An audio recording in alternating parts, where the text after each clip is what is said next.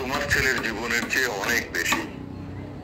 একটা ওভারব্রিজের দাম তোমার হাজার ছেলের লাশ দিয়েও কি চুকাতে পারবে? একটা মেট্রো স্টেশন কি গর্বে ধারণ করতে পারবে তুমি? কি আছে তোমার অপত্য স্নেহে? গাড়িগুলো বাসগুলো যে পুড়ে গেল, তোমার ছেলেদের রক্ত মাংস তো আর চলবে না এদের ইঞ্জিন। মেট্রো কি আর তোমার ছেলেদের দুঃসাহসের বিদ্যুতে ছুটবে? কিংবা এলিভেটেড এক্সপ্রেসওয়ের টোল কি তোমার জানাজার কান্নায় আদায় হবে?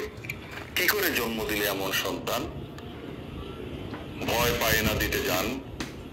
যেদিন তোমার পেটে ভরতে পারবে আস্ত একটা মেট্রো রেল, যেদিন তোমার কোলে দোলাতে পারবে গোটা দেশের ডেটা সেন্টার, যেদিন তোমার স্তন থেকে দুধ নয় ঝরবে বিটিভির বাম্পার ফলনের সংবাদ, যেদিন তোমরা মানুষের বাচ্চা নয় জন্ম দিবে বাস, ট্রাক, ওভারব্রিজ, সেদিন বুঝতে পারবে একটা বিল্ডিং এর মূল্য তোমার রক্ত মাংসের সন্তানের চেয়ে আসলে অনেক বেশি।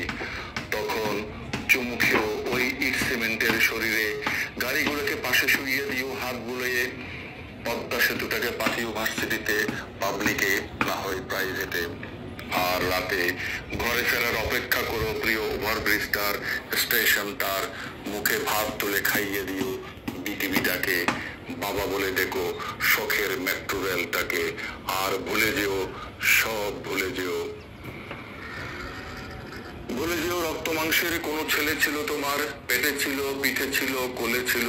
ভুলে যেও তুচ্ছ নগণ্য ওই মনুষ্য সন্তান কখনো তোমাকে মা ডেকেছিল।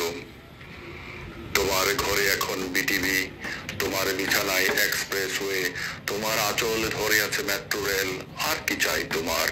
যাও, চুমু খেয়ে নাও ভবনটাকে, চেয়ারটাকে, হেলিকপ্টারটাকে, তারপর ঘুমিয়ে যাও। সকালে আবার তোমার বিল্ডিং গরুর ক্লাস আছে। এই অসাধারণ কবিতাটা